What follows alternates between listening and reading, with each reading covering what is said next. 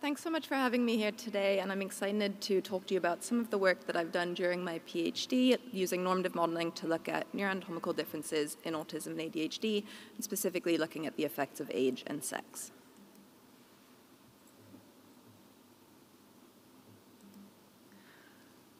So neurodevelopmental conditions such as autism and ADHD are conceptualized as resulting from patterns of altered brain development. And there are different scenarios that this can follow, from slight accelerations or delays in development to complete changes or divergences from the typical trajectory. And of course, there are likely to be inter-individual differences in these as well as sex differences, which may underlie some of the sex differences that we see in presentation. So having a clearer picture of these trajectories and how they might be altered could help improve our understanding of these conditions and their emergence. And one way to study this is using normative modeling, and I'm sure many people here are familiar with normative modeling, but just to give a brief overview, this works by modeling the relationship between two variables in a large typically developing sample, which gives you an average curve and model, as you can see here, with a range for the population, which can be thought of as being similar to a pediatrician's growth chart. And from these models, we can then generate centile scores, which is essentially a percentile, so a score between 0 and 1, for any external individual, as represented here, indicating where they fall within this range and how much they differ from the reference sample with respect to these variables. So for my work, I used normative models from the Braincharts project. That was a huge collaborative effort led in part by my supervisor, Dr. Richard Bethlehem, where using structural MRI data, they generated models of typical brain development across the lifespan in over 100,000 individuals. So I applied these models to both global or total neuroanatomical measures, as well as regional measures of cortical thickness, volume, and surface area, using the Deskin-Kiliani parcellations and averaged across hemispheres. And importantly, these models also account for age and sex, as well as site and scanner-specific differences. So from this, we can generate out-of-sample centile scores for each individual for each measure, and then we can use these centile scores to either compare between groups or use in other various downstream analyses. So with all this in mind, the objectives of this work were to use normative modeling to investigate average structural neuroanatomical differences or divergences in autism, ADHD, and their co-occurrence, and how these differences are modulated by sex and age. So the data from this project came from multiple different sites and sources for a total sample of over 4,200 participants after quality control with an age range of 2 to 64. And this included typically developing individuals, individuals with ADHD, autistic individuals, and a small subset of individuals that had a confirmed dual diagnosis of both autism and ADHD. And importantly, we had a pretty good representation of females across all of these groups, which are represented by the yellow here, to allow us to look at sex differences as well. And so we started with just basic group comparisons of these centile scores to examine, on average, diagnostic group differences using linear models. So first, comparing both the autism and ADHD groups to controls, what you're seeing here is the regions where we see significant differences after FDR correction outlined in black, with the colors representing positive or negative effect sizes. So in autism, we see significantly greater cortical thickness and volume centiles on average in autistic individuals relative to controls, but really localized and specific to the superior temporal gyrus. In ADHD, on the other hand, we see a much more global and widespread effect with greater cortical thickness but lower cortical volume and surface area relative to controls. In the combined group, we see a different profile of differences again, with greater cortical thickness here, but even more widespread and with stronger effect sizes than in the autism or ADHD group alone, and with some regions of lower surface area in this group, again relative to controls. Next, looking at sex differences, we observed a significant sex by diagnosis interaction for autism, but not for ADHD.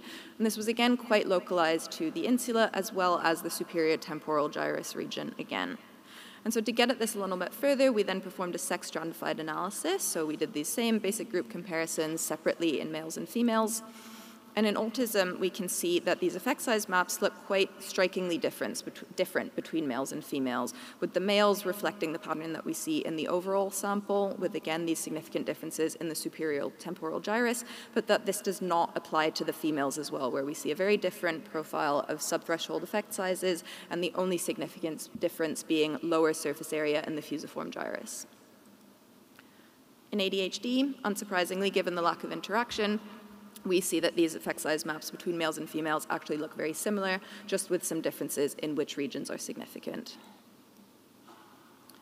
So next, we are interested in whether and how these group differences differ or change across development. So to investigate this, we performed an age sliding window analysis where we subset the data to age intervals of 4 years, sliding by 1 year each time, up to the age of 26, because after that, the data was quite sparse. And to ensure consistent sample sizes across each group and each window, we took a random sample of 70 individuals at each window and bootstrapped this 1,000 times. And then at each bootstrap, we performed the same linear model group comparisons as we did previously. And just as we did in the other analyses, we extracted the Cohen's d effect size of these comparisons and then averaged these across all the bootstraps, which we can then plot against age. So starting with autism and looking first at these global measures that I mentioned previously, so mean cortical thickness, total cortical gray matter volume, and total cortical surface area, and plotting these against age, we can see that this group difference of autism relative to controls does vary quite a bit across development. And in particular, at this very young ages, we can see quite a sharp drop-off and flipping of effect size in total gray matter volume and surface area, which does align quite nicely with the early brain overgrowth hypothesis of autism. And of course, there's the caveat that this is cross-sectional data, but this suggests that it is quite important at which point in development we're looking at these group differences, as it does vary a lot. And so then we also looked at this at the regional level, which allows us to look at the age of peak difference across regions. So this is what we're seeing here, where we've plotted the age where we see these maximum group differences. So the color represents the start age of the age window where we see the greatest group difference. And we can see that in autism, in the superior temporal gyrus region where we see these effects, these are strongest at the earliest ages. And this is true largely across the cortex for surface area, but for cortical thickness in particular, the differences are largely strongest later in development. In ADHD, again, looking at these global measures, we can see that while there is some variability, there's considerably less variability than we see in autism, so there's less of these kind of sharp peaks in these group differences. And at the regional level, we can see that with the exception of some regions, most of these differences are strongest later in development, so kind of mid to late adolescence, but again, with the peaks being a bit more subtle. So just to sum it up and bring everything together, there do appear to be distinct diagnostic differences on average or effects on these neuroanatomical measures with regionally specific patterns that are sex-specific in autism but not ADHD. However, it's important to keep in mind that these effects are quite subtle and there is a lot of variability in these conditions. And the age trajectories do appear to differ substantially between conditions and to impact the alterations that we see across age, so is another important factor to consider and take into account. And with that, I'd just like to thank both my labs at Cambridge, my supervisors and collaborators, and if you're interested in knowing more, you can come by my poster, number 396, this afternoon, or check out our preprint online. Thank you very much. Thanks, Saashi. That's a great talk and a really comprehensive set of analyses. Really, really impressive. I think we have time for at least one, if not two, so we'll start with the first one. What is the advantage of comparing centiles here instead of just comparing the metrics directly between groups? Yeah, so one example is that it gives us a nice way to normalize things on a few different levels. So it does control for sight, as I mentioned, and it just brings everything into a common space. So you can, another big advantage is that we're comparing autism and ADHD against a common control group and kind of bringing everything into the same space. And with these analyses, you know, a lot of it is stuff that you could also do on the basic measures, but you can also use it to look at things like these kind of extreme divergences or divergences from the age trajectories, which is other stuff that we've been working on. Yeah. I think this next question is really interesting. What is the advantage of... sorry, I just asked that one. Are sex differences better accounted for by diagnostic criteria used to diagnose ADHD? I would imagine the same thing would apply to autism too, rather than... I just jumped. Rather than rather than biological differences. Yeah, that's a really great question and something that I've asked myself a lot, and I think the further I get into this work, the more I think that that might be the case, and unfortunately that's not something that I could really examine in this data because it comes from so many different sources. We don't have the clinical or behavioral data to be able to get at that, but I was quite surprised to see that we see the sex difference in autism but not ADHD in these results because they both show sex differences in presentation, so I wouldn't be surprised if there's just something different about the autistic girls we have in this sample because of the differences in the diagnostic criteria. So yeah, it's a great question that I don't really have an answer for. Okay, apparently we have one more. Are the abide... I'm not sure I understand this question. Go for it.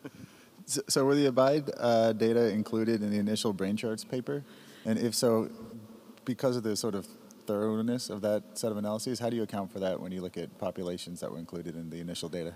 Yeah, so some of these data sets were, and that's something that we've been in discussion with reviewers about this paper. So we generated out of sample centiles for them anyway, because the way that abide was included in the main data set, it didn't account for each individual site as abide, and we know that there's huge variability between them as well. So the way that we generated out of sample centiles accounting for each site separately as well, and we've done a whole load of sensitivity analyses showing that it doesn't really change the results whether you use the original centiles or the new ones. Great. Thank you very much, Saashi. Thank you.